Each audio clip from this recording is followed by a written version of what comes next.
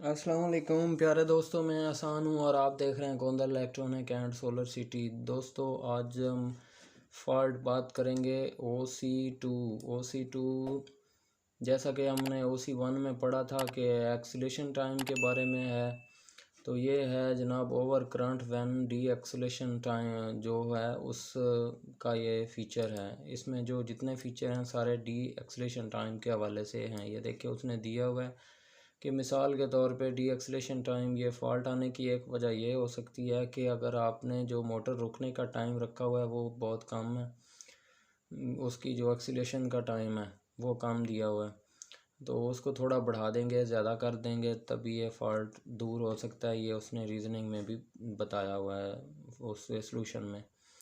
और दूसरा उसने दिया हुआ है जनाब कि जो आपका लोड है वो उस इन्वर्टर से, जो इन्वर्टर आपने चलाया हुआ है उससे ज़्यादा है और उसको कैरी नहीं कर पा रहा।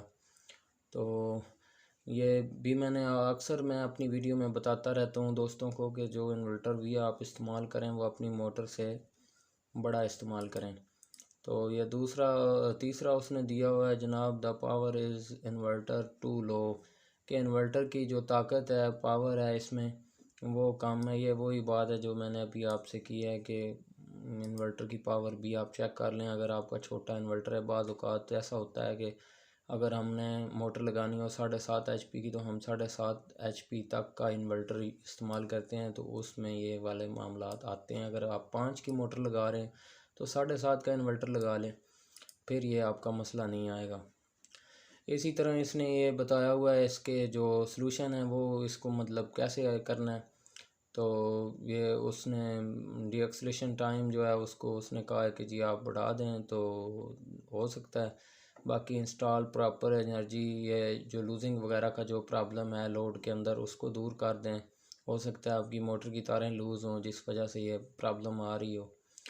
तो ये इसमें उसने 3 रीज़न दिए हुए हैं। दूसरा उसने ये दिया हुआ है कि अगर आपका इन्वर्टर छोटा है तो उसको आप बड़ा करके लगा सकते हैं।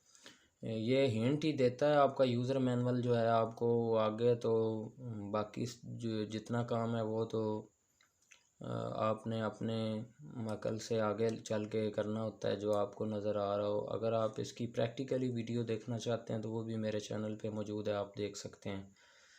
वीडियो देखने के लिए शुक्रिया। अल्लाह हाफ़िज़।